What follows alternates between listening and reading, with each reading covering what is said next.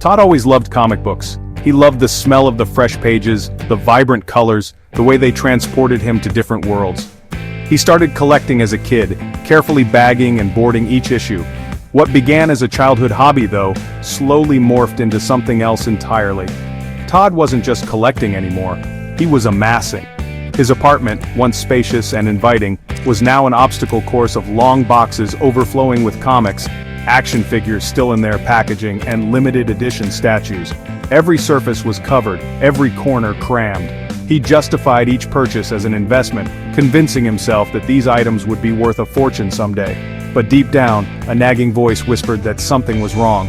The rent was overdue. His landlord, a patient man named Mr. Rodriguez, had been understanding at first, but even his patience had limits. Todd promised he'd catch up, that a big sale was coming, that everything would be fine. He clung to the belief that his collection was his safety net, his ticket to a better life. The truth, however, was far more grim. The more he acquired, the deeper he sank.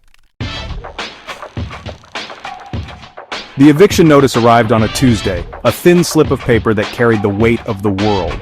Todd's promises to Mr. Rodriguez had gone unfulfilled, his big sale nothing more than a fantasy. He was out of time, out of excuses, and out of luck. His wife Sarah had endured his obsession for years, her pleas for him to get help falling on deaf ears. The eviction notice was her breaking point. She packed a bag, took their daughter, and left. Standing in the middle of his self-made museum of plastic and paper, Todd felt a wave of shame wash over him. The collectibles that once brought him joy now mocked him with their silent judgment. He had sacrificed everything, his family, his home, his stability, for the fleeting thrill of the next acquisition. The days that followed were a blur. Todd sold off pieces of his collection at a fraction of what he'd paid for them, desperate for cash. The money went as quickly as it came, swallowed by outstanding bills and the bare necessities.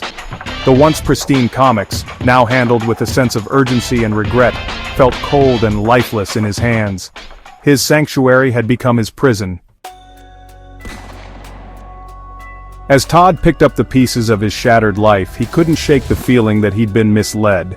He thought back to the countless hours he'd spent watching online videos of charismatic influencers showing off their hauls, touting the investment potential of every toy and comic. They made it seem so easy, so glamorous, so lucrative. He realized with a sickening clarity that they were selling him a dream, a fantasy fueled by his own desires.